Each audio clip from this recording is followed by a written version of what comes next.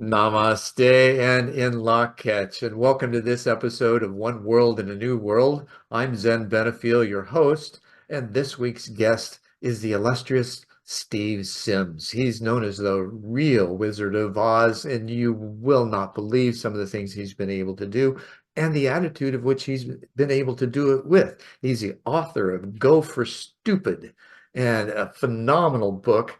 He has this wonderful, rich life as a biker that he started as, and then found an amazing path to success with a few simple things that he was able to learn and he can share.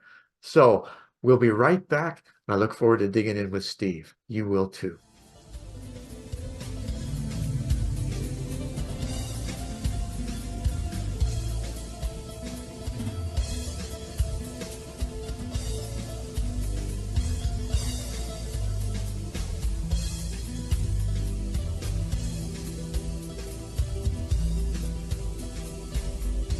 Steve, man, it is so good to have you here. I have a feeling this conversation is going to be unlike any other because of your background, your intelligence, and your wit and wisdom. Man, good to have you here. Thanks so much for coming on. It's a pleasure to be here. Thanks for having me. All right, Steve. So you know already that our show's kind of weird, right? We go into that space where people have these inner experiences and they've held them inside and they never talk about it because they think they're crazy, or others might think they are because of the way they articulate it. And without direct experience of them, it's hard to really relate to others who have had the weird shit happen, right? Doesn't deny that it happens, right? So what we're doing now is we're having those, we're being able to bring out those inner conversations and share them with a bit of vulnerability and explore how they made a difference in our guests' lives and what practical things they were able to do as a result. So how did your experience begin? Because I know with the connections you've had, we'll get into this, I'm sure in a little bit, but in our pre-show, I'm just amazed, and I'm sure you are too, with where you were able to go and what you were able to do. So that had to start somewhere. How did that begin?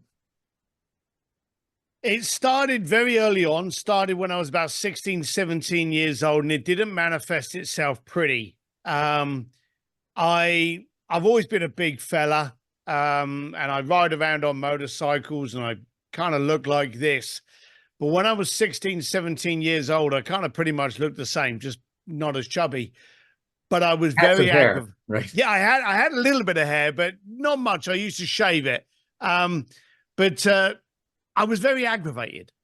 And my family, bearing in mind, when you're a 60s kid, your parents were the first parents after the war kind of thing. Right. So, they had that kind of like get a job, work until you're 60, get a mortgage, get a retirement plan, and then retire and start gardening. They had a structure of how life should be. But in the 60s, there was a lot of people kind of like they were dabbling with different things. They were Mhm. arguing, they were rebelling, and all this kind of stuff was happening. And I was growing up as a bricklayer in East London, never had any money, but I was heavily pissed off. And I couldn't understand why I was getting up at 4 o'clock in the morning, working in the cold, the rain, the snow, getting cut up, beat up, cutting myself up with all manner of tools and stuff, and then going home at 8 o'clock at night, tired, but strong enough really to eat a dinner, have a bath, and then go to bed, and then wake up in the morning, you do it again.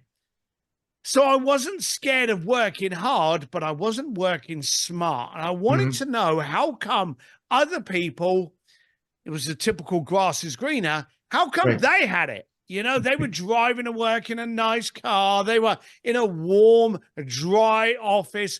They were talking to girls. I had no girls on my building site. And I just, as a young lad, I wasn't controlling this very well. And so it was coming out as just anger and aggravation. And it got me in a little bit of trouble. But it took a bit of time to kind of harness where this focus was, what was pissing me off, what was annoying Mhm. me. And it was this not knowing. How come they are and I'm not? So that aggravation, once I started getting it channeled, I started being very quizzical because let's be honest, the pair of us are older than Google. So we Right. didn't We didn't have YouTube to kind of like, show us how inadequate our lives was or anything, Right. but it also didn't give us those answers. So I remember very early on, I was at a bar with two of my boys. We were all on motorbikes, and we had basically run out of money after the first couple of pints. And I came out of the bar to get on the motorcycle, and I saw this guy turn up in a new car. And he gets out of the car, and it was like it was a movie, and it was in slow motion. He gets out of this car, opens up the back door, gets a jacket on, a jacket. At the time, I wasn't wearing jackets that weren't leather. So, he Sure. gets this actual suit jacket, puts it on, again, like slow motion. A lady gets out of the passenger seat, and I'm like, this guy's got everything. This guy must be the richest dude in the planet. And I remember running at him, literally running. I got a crash helmet in my hand, just had a couple of beers in me, and I go jogging at the guy.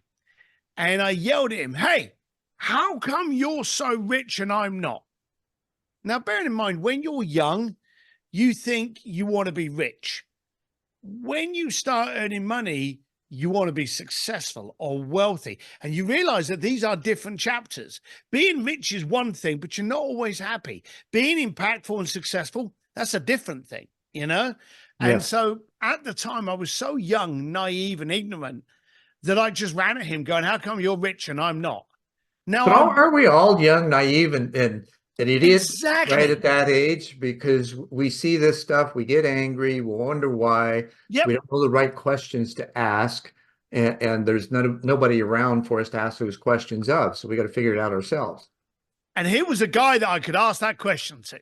Yeah. So, but what I realized after that, because as I ran at him with my crash helmet in hand, going, hey, how come you're rich and I'm not? You've never seen a man jump in a car so fast and drive off. I can imagine big guy keep coming out. He's like, what the heck's happening here? And I turned around to my buddies, and now I'm discouraged. Now I'm upset that he's ran away from me when I had a serious question I wanted the answer to. Right. Turned around to my buddies that were literally just sat on the floor bawling with laughter. And I said to him, I remember saying to him, why are you laughing at me? And he went, wouldn't you have driven away if you were running at you? Look at you. And I realized at the time, my question was right. My question was okay. My delivery was appalling. Yeah. So I realized very early on, literally from that day, if I want to get a great answer, because I wanted the answer, I wanted him to go, Steve, sit down, let me tell you. I wanted the answer. Yeah, you're curious as hell to try and find it. Yeah. It's just that your approach was a little off. To say the least.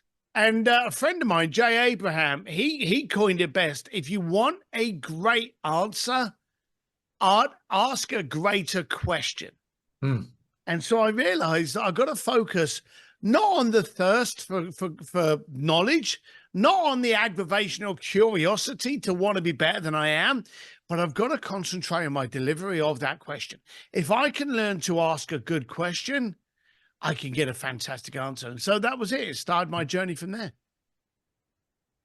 That's an amazing story. And wow, what a wake-up call too, to have that kind of opportunity to self-examine, first of all, and to have that awareness that, okay, I got to change my methodology here, deepen my awareness of the kinds of questions to ask to get the responses that I'm after, which is, I mean, as far as the learning, that's impeccable to have it in that short a span and to have that kind of recognition. So what do you do with it?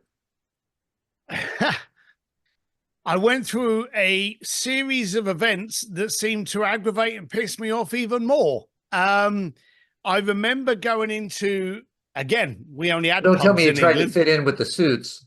I didn't on that year. I do have a longer story way down where I did try to fit in, but that didn't go down too well. But I remember being in a pub once, which was my next. Yeah, there's a friend of mine, Joe Polish. He actually lives near you. I know Joe. Right, there you go. Here. Yeah, exactly. So, a fine example of a dysfunctional human being he is. I love him, man. He's out there, and he does. He supports others, and he does great work in doing so. He absolutely does. He absolutely does. And one of his sayings, which I love, is he talks about little dominoes, but then he also talks about, baby hinges, the baby hinges that move the big doors. And Mhm. so there's a lot of people that like to go, well, what was your life-changing experience? What was that moment of change? Where there hasn't been one, there's been 1,000,001. And they can be small, and they can be large, and they can be tiny, and they can be what you think is insignificant until they actually open a large door. So Right. You Joe have a was, moment where it's like a bunch of dots connect yep, and you're on a springboard, and all of a sudden you're able to leap to the other side and have this major aha moment, the domino effect, right? yes, and Where it that's just and that's what he happens. talks about. Yeah. So I had another one a few weeks later. I'm with my same boys. We're in a different pub, and we see this guy, and I remember him so well, and it's so funny. And I've often wanted to go back and talk to him. This guy owned the local supermarket and gas station. And as far as I was concerned, when I'm adding up enough money to see if I could afford a pint, to me, this guy was Warren Buffett. This guy was Richard Branson. He owned a supermarket and a gas station. Right. But as far as I was concerned, he was the richest guy in the world.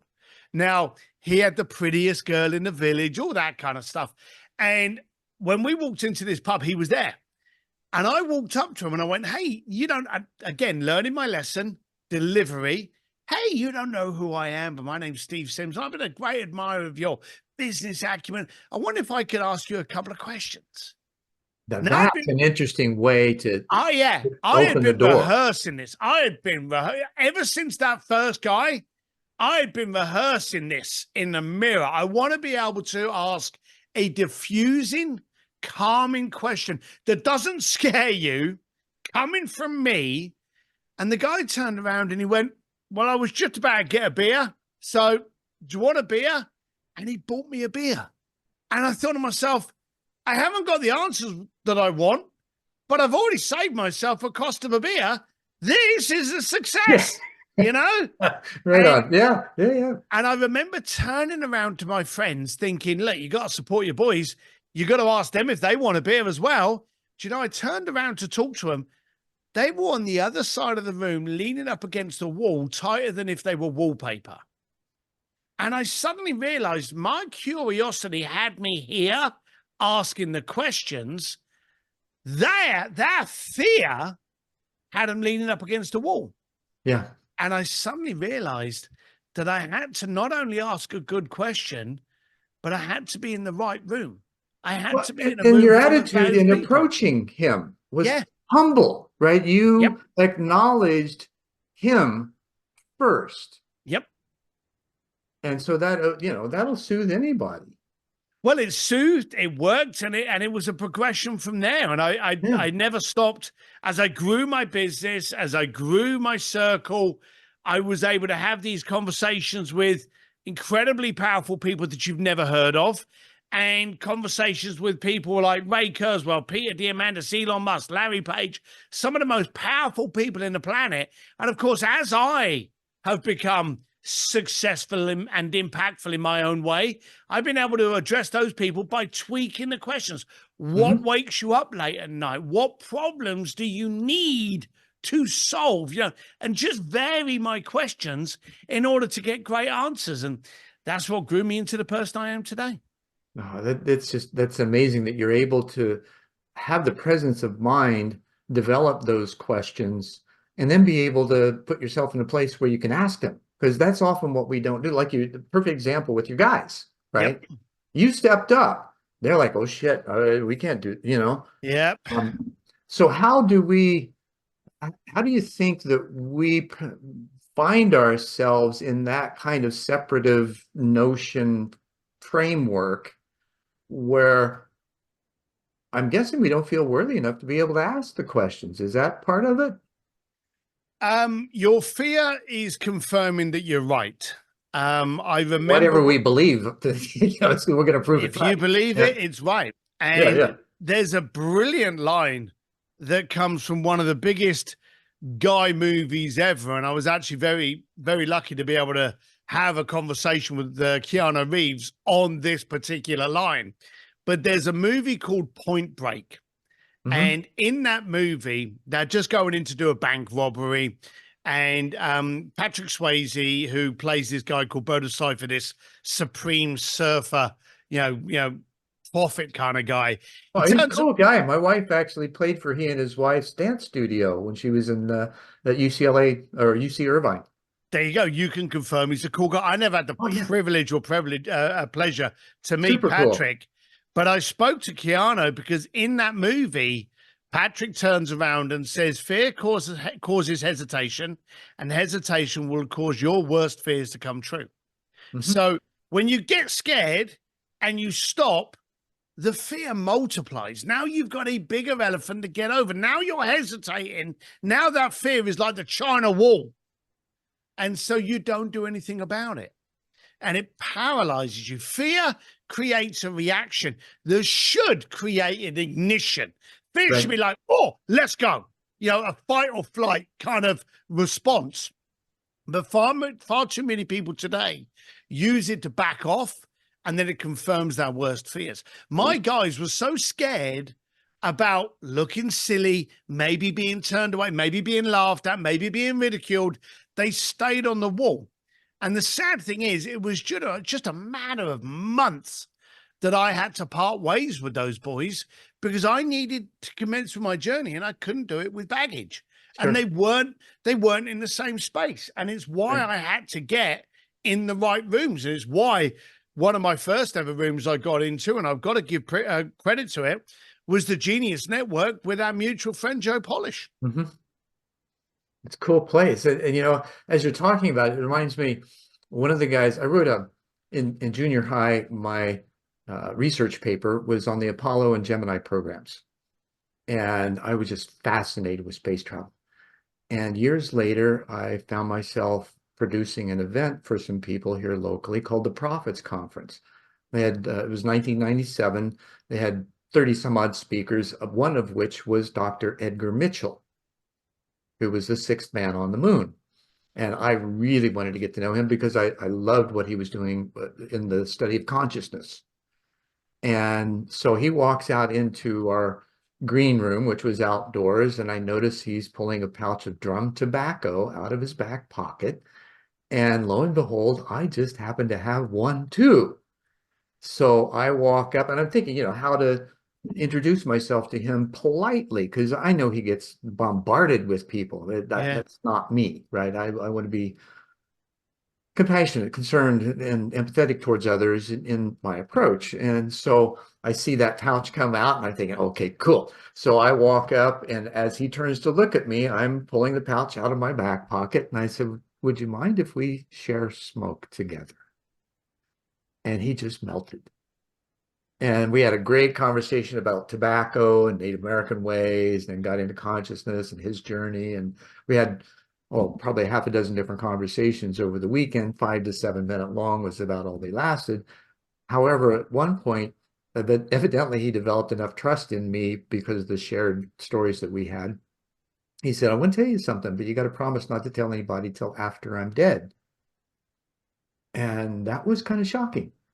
And I said, okay, I'm a man of my word. And I think he knew it. And he says, well, when we left the command module in the LEM all the way down to the surface of the moon, there was a metallic silver cylinder spiraling around us. I couldn't see it very often. I wasn't sure if there was one or many because of the small window that I had. However, I could see it, couldn't tell the relative size of it, couldn't tell whether it was piloted on board or from the surface. It definitely wasn't anything from Earth. So what do you do with that? Right? Here's a guy, and then 20 years or 15 years later, I hear the story through the grapevine that Buzz Aldrin and Neil Armstrong both saw similar things on the dark side of the moon, but weren't able to report it because of the nature of that kind of information. Yet it seeped out through the grapevine eventually. So those kinds of things, you just never know when your curiosity is going to, and the willingness to explore it humbly opens up doors and shares information and connections that you would never dream possible, right? Yeah, And having that your life is conversation. a Yeah. perfect example of it. I mean, some of the folks that you've worked with, it's just amazing. How did those in your inner part, let's go back to that. Okay. What were the kinds of things that were internal as far as how you were seeing what was going on inside of you reflected in the world outside of you? Do you know, I believe, and I've got this from a lot of very powerful people, you've got to live life with a sense. Yeah, everyone tries to tell you to find your inner peace and your calm. Progress is created when you have, kind of like one part aggravation, one part Chaos. curiosity, and one part maybe a little bit stupidity. Um, Yeah. but I've always believed that that aggravation married to that curiosity is what's pushed me forward. I'm in a situation in my life, and I have been for many years, that I don't have to worry about my kids at private school. I don't have to worry about my mortgage. I don't have to worry about, gas in the tanks. I don't have to worry about those things, Hmm. but I do have to worry about my growth. And I kind of find it a little bit disgusting and scary that if I was to be the same person I am today in 6 months' time, then I would have grown not a millimeter. So I constantly want to try new music, try new conversations, try new things. I want to test me, and Hmm. I want to grow, and I want to fall on my face, and I Well, and that's want what to it's all go about, slaps right? It's every that time. personal effort to find yourself and be in a place that drives you forward. And Yeah. the energy there, it's kind of like a tesseract. I wrote an article sometime back. I call it the tesseract of time, right? Because in theory, we are attention, intention, and interactions are what produce results. Focus of on those three. And the intention is what we wish to receive. So we kind of throw it out into the future, not knowing how it's going to return or if it's going to return, yet we work towards it. And so as we work towards it, there's, the momentum tunnel. Sure you've heard that expression. Yeah. It begins to form. And what you've requested eventually comes up to you for you to embrace, provided you're aware of when it shows up. And oftentimes when it shows up, we're afraid that it's, be careful what you ask for. Where'd that come from? Well, when you get it, it's spooky, right? It's like, how'd this happen? And the first thing you want to do is deny it. Well, why not embrace it? How did you learn that process of embracing as opposed to having that aggravation push it away instead of pull it towards you? Well, the good thing about aggravation is that it creates a reaction. Hmm. And with my aggravation, I was a searcher. I needed to know how to do it quicker, faster, smarter, and for more money. That was the younger me. Right. Um, so I wasn't looking. The aggravation wasn't just making me mad at the world; it was making me yearn for the answer. And then I knew that I wasn't the smartest tool in the shed, but I wasn't dumb enough to not take that advice and that strategy and then not action and implement it. Hmm. I would have had to have been an absolute moron not to talk to this person, get this information, and then do something with it. So, sometimes I would do it and I'd be ill qualified and I'd make mistakes. But the beautiful thing about making mistakes is that's where education comes from. So, the more times I'm failing, the smarter I'm getting. And now I'm on my own, or I'm finding different angles to do it, or different ways, or what I thought would be the answer over here suddenly becomes up a benefit over here. So Right. I'm constantly learning. And when you start getting that hit, that adrenaline rush, and you go, oh, that works. Where's my next high? And you Hmm. become an addict to progress. You become an addict to impact. And so I'm like, right, I've got this. That's doing this. But how can I make it do this? Who do I need to talk to?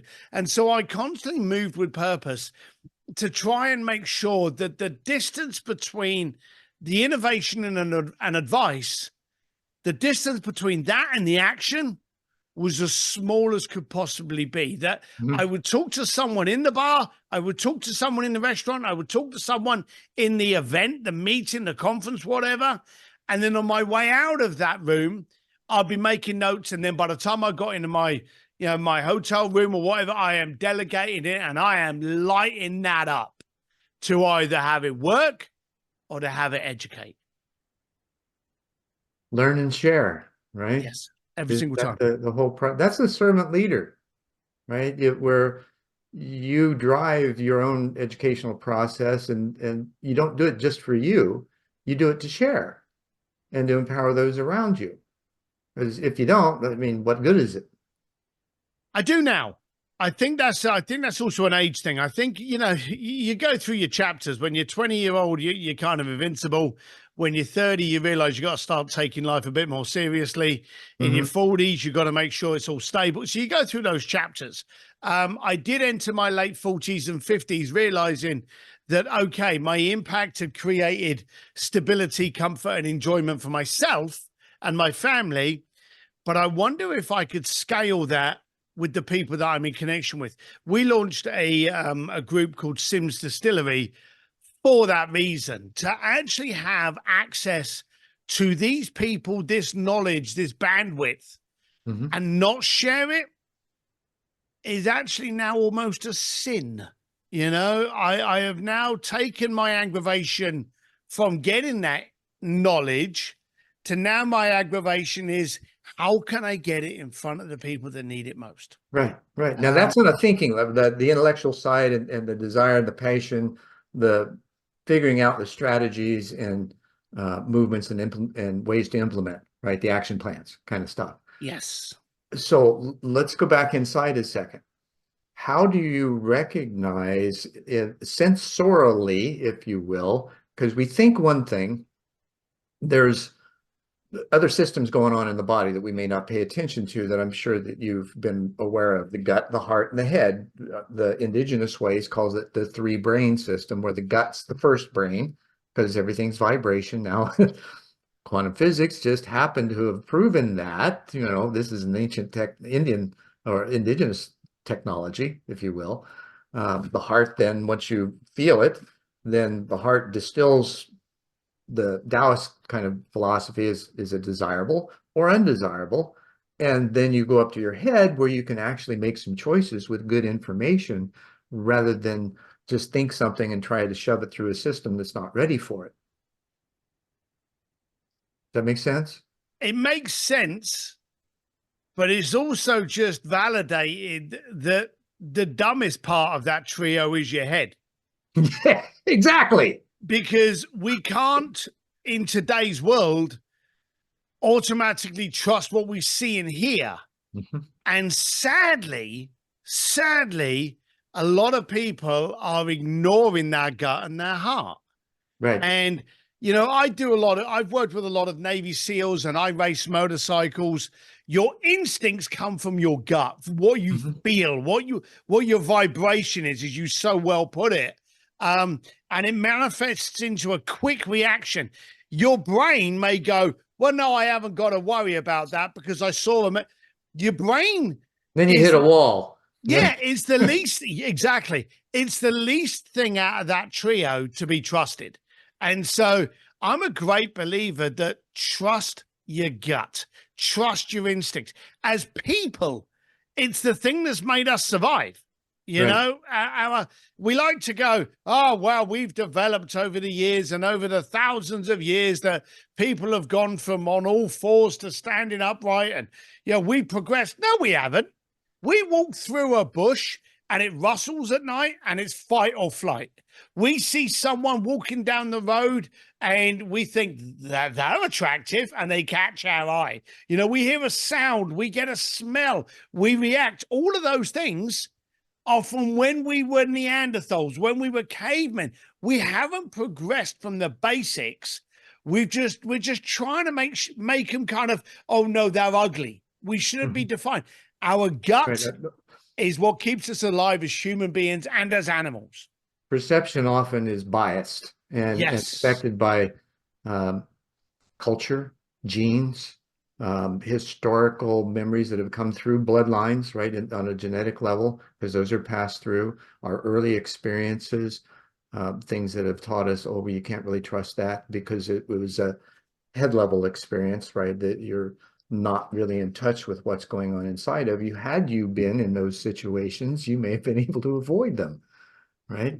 Now, how do you see this awareness coming up, especially, and I think this is a silver lining with the pandemic, is it got people through the sequestration and obsession on self-hygiene to self-examine because they were forced into it. And a lot of people took that initiative to do so. Do you see that affecting a wave of change that's happening now in a way that was unexpected before? Sadly, I've seen it go worse. We, Okay. as human beings, we have one focus, and that's to connect. You know, that's if we cut it down, and I'm no genius on this, but I'm sure if you spoke to a genius in the matter, the whole purpose of a human being is to connect with another human being. Sure. I equated it just very simply to love and be loved. Perfect. The downside is that as soon as the 2000s came across, we started building up social platforms that are anything but social. Hmm. So what we now do is we now outsource our communications, outsource our announcements to some kind of social platform in the form of a banner. And then we either are really excited because hey, got 100 people like it, or we're devastated because no one ticked it. Right. Now, at the end of the day, COVID came across and started stopping us from going out. Now, if you wanted to have seen a real meltdown of the world, just imagine if the internet had turned off for 2 years or electric. You know, we were still able to literally FaceTime on a daily basis anyone we wanted to. In fact, I will say quite categorically, and I think the winners recognize this, we had greater chances to connect during COVID than we have any other time because Absolutely. And we, virtual groups grew up virtually overnight yep. with people seeking each other and finding a common bond in various groups. But a lot of people still got scared to connect. They looked at it as the excuse economy. And when all of a sudden COVID stopped, which was, I don't know, 2 o'clock on a Tuesday afternoon, it just Right. seemed to suddenly turn off. They had something, and this was actually a medical definition, social hangover. They would go out, they would start communicating with people again, that friend group, and go home exhausted. Because communication, like it or not, recognize it or not, it's a muscle. You've got to work it. If you want to be a good communicator, you got to communicate. Right. If you want to be a good connector, you got to connect. And if you want to connect with people, you've got to be able to accept it. And a lot of people were not doing it. And sadly, a lot of people, and I see this all the time now, and it seems to be a running annoying thing that you see on Instagram and stuff. People that suffer from anxiety. I suffer from social anxiety. I'm not good with people. We are human beings. You need to not run away because you have this anxiety, but you need to confront it and you need to be able to connect. Some of the best speakers in the planet are massive introverts, but Oh, they yeah. know how to connect with people. Yeah, absolutely. Now, one of the things, let me ask you this, is there also, in that feeling of the process of connecting, right? There's that um, the innate desire to connect as you're talking about, and then there's the fear of it because you don't know what's going to happen. Has there some place in there where you can reach a place of, like you probably have, where you don't care, right? You're just making the action. You don't know what's going to happen. You don't care. You have the fearless approach to it because you realize that there's really nothing around you that's going to be life-threatening. And so the opportunity to step through that false evidence appearing real gives you the opportunity to have that growth leap. How did you find that? Was it something that you had to go through yourself, or that you recognized and was able to leap over it? Or what was that like for you? It's funny you've come up with that question. You made a reference earlier about, wearing a suit and fitting in. There was a story that I told in my first book, Bluefishing. Yeah, from a guy on the moon with a vest on, right? Yeah. And I remember that I listened to the wrong people, and I actually started wearing suits trying to fit in. Mhm. And I started wearing expensive watches. And I've always been on motorbikes my entire life. I don't even have a car now. I haven't for years. And I bought a car because I wanted to fit in. And I thought people seeing me turning up with a leather jacket and a crash helmet all the time makes people feel uneasy. So I tried fitting in. And I realized at the time that I was selling myself and I wasn't showing up. I was so focused on how I looked. This was taking effort. So even before I met someone, I was drained. Mm. And then I'm trying to communicate with you in a way that doesn't scare you, that comes across as authentic. It was awkward. And that's when people go, I don't know what it is about this guy, but something's not quite right. And I was creating that. And then I thought to myself, I value myself so much, I'm not up for sale. Now, you mentioned the word a couple of times, or the statement a couple of times, you just stopped caring, you don't care. I thought to myself, hang on a minute, I care so much, I'm not going to be any different. I care so much, I'm going to call it as I see it. If this bothers me and triggers me, I'm going to mention it. I'm going to Yeah. start a conversation about it. Well, the If not caring was about what other people think, right? Because that's the point. There's an interesting, truth has paradox, right? It doesn't matter what you think, feel, or believe about yourself, but what others think, feel, and believe about you. And conversely, it doesn't matter what people think, feel, and believe about you. It matters what you think about you. So Yeah, it's that delicate balance of finding yourself, expressing yourself authentically.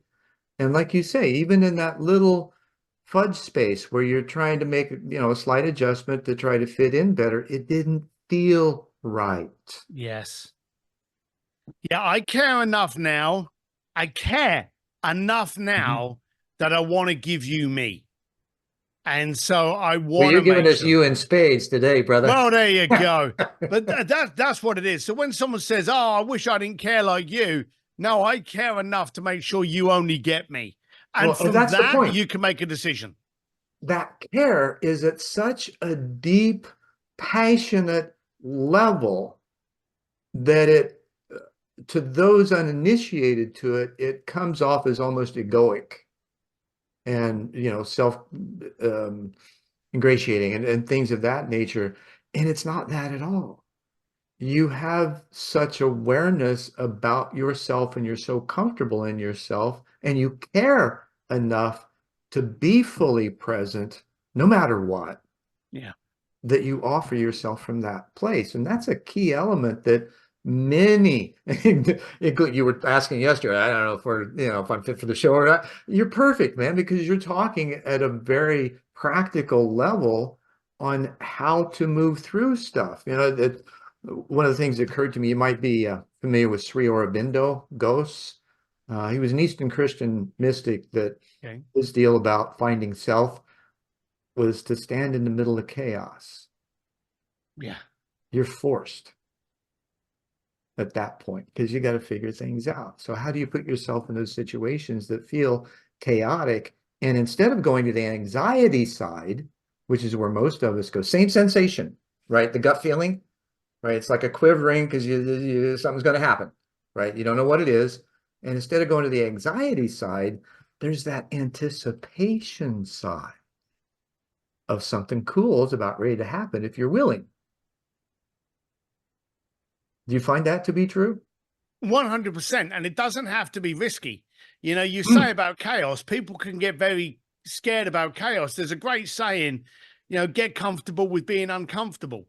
And tiny little things, like for argument's sake, you go to a store, you know, buy a packet of chips that you've never eaten before. You know, try a sandwich you've never tried before. One of the classic things that I used to do with my kids was whenever we would go to a restaurant, we would always pick an appetizer that we didn't understand what it was, you know? And the kids used to hate it at the time. They were like, no, we want chicken wings, or we want, you know, potato skins, or we want to. I'd be like, no. You can have that as your main course, but the appetizer, let's try something we've never done. Now, when you do that, you either end up discovering something so beautiful that you never would have tasted it. Alternatively, you end up eating some of the things that you thought, oh my God, how is that classed as food? I never want to see that again. Right. But the thing is, you teach your mind to accept the challenge of, you know, just low risk, just by picking an appetizer. And it gets you comfortable. So when you get the business decision, you can go, well, okay, is this one going to scare me, or is it just going to make me uncomfortable? Hang on a minute. I can order appetizers I don't know. I can handle uncomfortable, Right. you know? Well, And that's a great stretches. point that you make, and how the transition, right? It's the habit, it's the process you apply ubiquitously, because it's got the same techniques in it. Yes. Yep. And that's a brilliantly simple way to expand your awareness. How do you find that evolving? You know, we're in this creating a new normal, right? What are we doing? AI is coming up. We got all kinds of stuff. People are afraid of it. I find it very fascinating and useful, honestly. So I'm not in that camp. And yet there's all these new things that are happening in this new normal that we're all attempting to drag the past into, rather than harvesting our past, gleaning what was useful, and making that part of how we make our choices for the future and trying out new things. Do you see this kind of attitude, mentality beginning to surface and become more present, or do you still find that there's a lot of resistance? Oh, there's always resistance. You know, the planet, people don't like change. They like to pretend they do, but they don't like change. Yeah, bear in mind, you can go through, you know, I mentioned my, you know, shallow plug. I mentioned my book, Go for Stupid. Right. In the book, I actually wondered if we were just becoming more narcissistic today. I wondered if we were becoming more cynical and attacking today. And I wondered if it was just a moment. That's social media, by and large, or was. It's changed Social a little media. bit. Yeah, social media is just a great way of distributing the ignorance we've always had. You see, if you go back to like Henry Ford, Except now it's really apparent. oh yeah, and that's the thing. It's apparent, it's visual. If we go back to Ford, Ford invented the car. He had protests at Ford's gate where they didn't want them to do the car. And Ford openly turned around. He said, if I listened to them, I'd have made a faster horse. People didn't want change. You went over to like when Edison was creating electric, people actually went, it's dangerous. And do you know the people that said that it was a dangerous? The Candle Society. The candles that burnt London, you know, were going against electricity, saying that's dangerous, you know, for the light bulb. We don't like change. We've come up with AI, and there's everyone there going, AI is a hammer. Okay. It's a tool. It's how you use it that is going to define whether it's good for you or it's bad for you. Hey, give me all the tools you can, you know, and AI is just another one. It wasn't too long ago that we had internet banking. It wasn't too long ago we had social platforms. It wasn't too long ago we had the internet and email. And do you remember every time one of those things came along, I don't like email, I'm old school, I'm going to send it via post. You know, you always have that crowd that go against it. Oh, yeah. It's a tool. Well, I didn't like WhatsApp for a while, and then finally I got convinced for some of the work that I do that I need to use it. And then I had a conversation with Thomas Power via WhatsApp, and it turned into, he did a query to chat about, evidently, he didn't tell me the exact query that he made, but before I know it, he's got a post up that has a book title and chapter headings. He says, here's your next book. And it was called The Unconventional Conventionalist. And perfect chapter title. I'm like, oh, this is just perfect. So I did a quick search, and I pulled out anecdotes from a lot of my other work, because you can do that through the AI available, and put it all together, published a book in less than a week. Yeah. And it was a hoot, right? The fact that he came with that caring attitude. And what was funny is I just chided him about ghosting me because he hadn't returned some emails, right? And so we get into this conversation, and it just blessed both of us because of that. So those kinds of things, how do we open ourselves up to that? What do you find are some of the critical things, or the easy things that may not be so critical, that open the doors to that kind of an experience? I think it comes down to how much of a child you can be. I'm a great believer that, like my wife has always said, she's always said I'm a 55-year-old 5-year-old, which is a bit weird now because I'm 58. But she's always said So that you're 13 instead, right? there you go. So she's always said that I've never grown up from being that 5-year-old. And when you're a 5-year-old, you play. Yeah. You don't try to own, you don't try to dominate, you don't try to lead, you play. And if I'm playing this game and it excites me and I get a rush, I'm going to keep playing it. Mhm. If it's dull and doesn't work for me, I'm going to move on to something else. That is the same as technology. I love WhatsApp. And again, it's like this habit, when you find a tool and you go, oh yeah, holy grail, I don't need to do that. Like WhatsApp was absolutely phenomenal as an international traveler. Right. It was the first app where I could literally communicate with everyone and I wasn't wasting the phone line, and I wasn't paying overseas and I wasn't paying for any of that stuff. WhatsApp was a godsend to that. I didn't realize it was going to turn into the major group community building that it has now. Right. But at the time I used it for that and I was like, great. And then you'll get other platforms that come out that as a child, addicted to the new rush, I will try. And then I go, I don't like that. And I'll go on to the next one.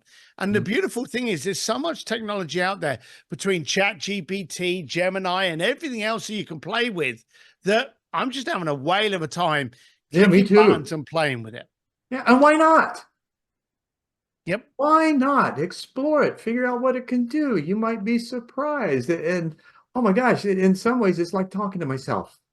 Well, what better person to have a conversation with? If you've got books and things that you can load up to, then it's got your material, so it's thinking and communicating with you in your language, and you can have great conversation. It will even elevate you with the kinds of thoughts and things that it responds to.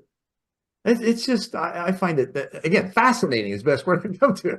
Yeah, there's a, and I've heard it called many different things, but I have, I always talk about it when I speak on stage about the yellow car theory. You're walking through a garage, you're walking through a parking lot, you're walking through a car dealership, and you see this yellow car, and you've never seen that shade of yellow before. It's weird. It's almost mustard, and you're like, that's a weird color car. Well, when you're driving home, what's the only color car you can see on the road? Exactly. It's that car. As entrepreneurs, and when you start playing, Confirmation bias, I think, is part of what that is. Yeah. When you start seeing, or when you start being open to something like that, that's all you've seen. As an entrepreneur, now all you see is opportunity. When you're constantly playing with tools, all you see is more tools, which are toys. So I think it's really your framework. If you're going to sit there at home hating, and those people would have turned off by now, but if you're sitting there going, hi, bloody AI, it's going to put me at it. Look, you're right. With that attitude, you're 100% right. Yep. But for those people that turn around and go, hey, they've just invented a new hammer, a new screwdriver, a new drill, a new saw, harness it as a tool. Yeah. And if I can become a master tool user, then I'm more valuable than not. Be a master child. Why would I be threatened by it?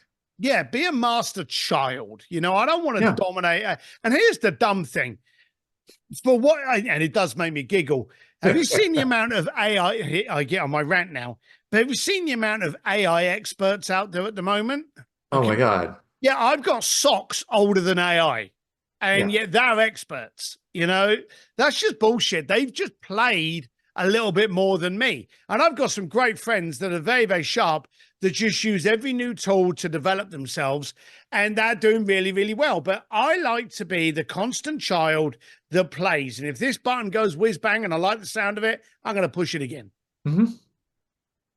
Especially if there's a little tingle that comes with it, right? Who doesn't like a little tingle every now and then? So this is just wonderful, Steve, and because I really like where you're coming from in the willingness to explore, regardless of anything, right? Just that abject fearlessness in moving forward and asking questions. Now, how in the world can we assist others to begin doing the same, knowing that the benefits they'll get from it are astronomical? How do you lead that horse to water and get it to drink without taking a couple of bricks to it? Yeah, yeah, it's the constant kind of like when the student's ready, the master will appear. Hmm. You're gonna get people that won't. This is back to that not caring. I Sure. care enough to know that I'm only going to share my wisdom with those Right. people that are Yeah, some ready. will, some won't, so what next? Yeah. Kind of thing, right? So I open it up. I'm very quick. I'm very quick to discard. I don't retaliate to haters. I don't retaliate to negativity. It's not in my Why? vocabulary. I don't Why would you care. want to lower yourself to their level? Yeah, I don't care. And I don't want to waste my energy on that. I've got my energy to spend over here. But you can really easily demonstrate, and that's where social comes in that's good. And if you can turn around and go, hey, I'm playing with this, and this is what's happened. You know, it ain't hard. And I use myself, and I'm quite self deprecating, but I use myself to be able to turn around and go, look, if this numbnuts biker can do it, then you're already out of excuses. You know, I'm playing Right. with this and it did this. And I'm pretty sure you're smarter than me, but you're going to be hella dumber than me if you don't try it. So Mhm. by by basically exposing my social feeds to that kind of attitude, I'm getting a lot more people, I'm giving a lot more people permission to just try something, fail, and to have fun with it. Key point, permission, right? You've given yourself permission. Others are looking for those who can give them permission, right? Because they're wary, they're not quite sure. They're looking for somebody that's like pats them on the shoulder. Yeah, it's okay. You try it. It's not going to hurt, right? Yeah, no, I'm a little bit more blunt than that. I understand it, and I love that about you.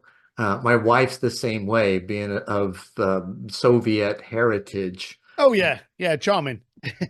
Well, and she is. She really is. But And there's a yet, certain charm. I know oh, that I know the cultures, yeah, and there's a certain charm. it's direct, curt, not necessarily curt, but just direct communication about what they're thinking, and you never have to question it. Americans, maybe Brits are kind of that way. Americans, you never know what they're thinking because they don't talk.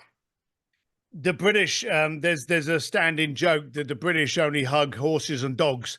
Um, you know, we make a point of trying to let people not know what we're thinking. It's years of culture that you've really got to, and luckily because me and my wife we travel so much and we've lived in so many different countries, so many different cultures, that we've been able to kind of step outside the box and go, well, that's a little bit broken. I'm not going to do that. We've been able to internally repair that bit. But Mhm. yeah, every culture's got its own kind of defense mechanism and delivery mechanism. What do you think the basics are of why we're unable or unwilling, too cautious of sharing what's on our minds? Do we think that because we share our thoughts, somebody's going to take something away from us? No, we're in a judging economy. We want to judge people. We want to laugh at them. Most of the people in the planet are poor.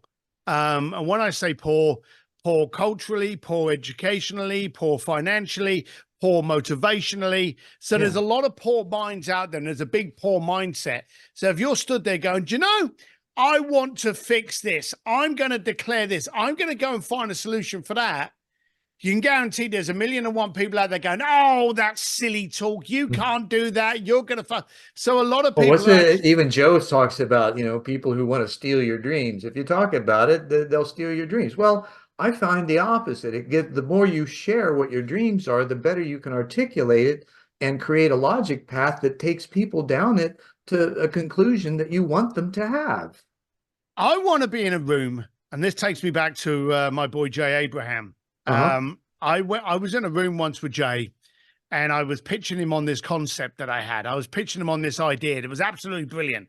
That was going to make us filthy rich, and it was going to be wonderful. And it was going to create all this impact. And I pitched it to Jay, and Jay at the end of it just kind of rubbed his little goatee and looked at me, and he went, "Is that it?" And I remember at the time just being gutted.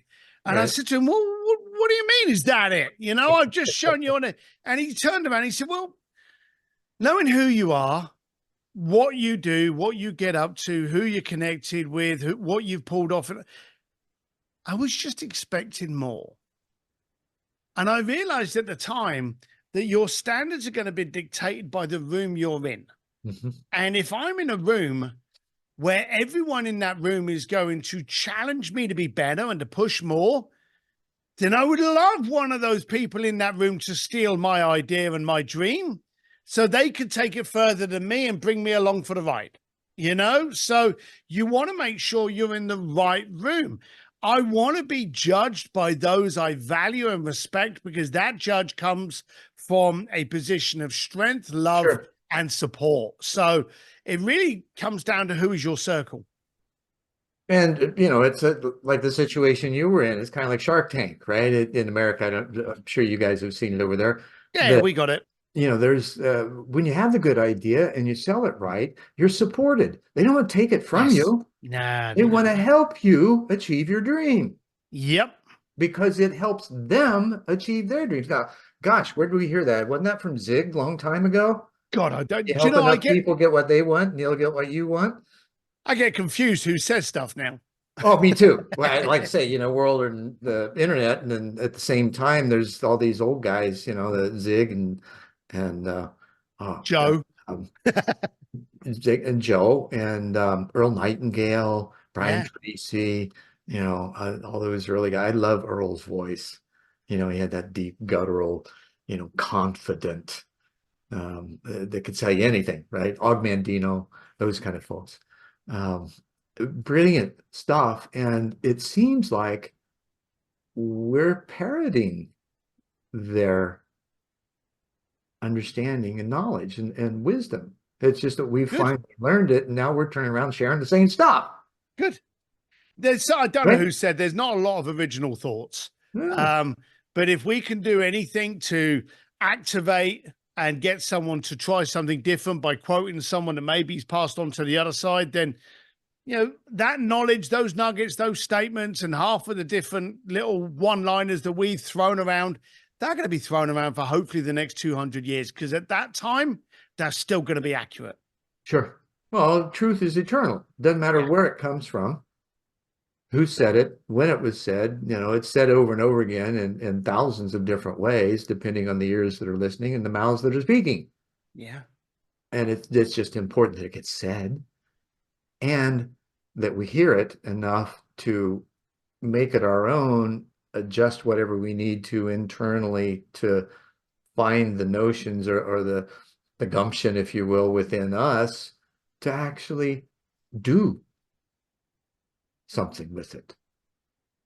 How do you, I know we're coming up close to time, and I really appreciate Yeah. the time you spent with me, Steve. This has just been phenomenal. And I hope you've had fun too, because I have. Yeah. What can we leave the guests with? Some pearl, a nugget that on a daily basis they can begin to explore and find out the benefits of on their own. I'm going to quote my dad. My dad was a thick-headed Irish bricklayer, not the sharpest tool in the shed. Masons are good people, right? Oh no, I'm taking a pop at my dad, not Masons. Well, but that's My the dad was bricklayers. I could consider them Masons. yeah, oh absolutely, yeah. But my dad was a funny old sort. He wasn't one for hugging displays of affection or anything like that. And I was walking through town with him one day, and I was only like about 13, 14 years old. I wasn't very old. And he didn't even look at me. And he was a big chain smoker. And he didn't even look at me, but he put his hand on my shoulder and he said, "Son, remember this." And of course, I'm like, wow, what's this? You know, he's got his hand on me. You know, am I in trouble? And he went, "No one's ever drowned by falling in the water. They've drowned by staying there." And then he took his hand off my shoulder and just carried on walking. I was like, where the hell did that come from? And it was probably about 3 or 4 years later that kind of popped up into my head, and it comes up pretty damn regular now. Mm-hmm. And I realized my problem is not falling in the water. It's my choice as to whether or not I stay there or not. Right. So I'll leave with that. Cool. Steve, thanks so much. This has been a wonderful conversation, and I'm sure our audience is going to have a hoot. If not with the accent, with the humor you've provided as well in the story. Thank you. Thank you again. Appreciate it. Bye. And namaste and in lock catch. Thanks for sticking with us for this episode of One World in a New World. I'm your host, Zen Benefiel, and I will see you next time.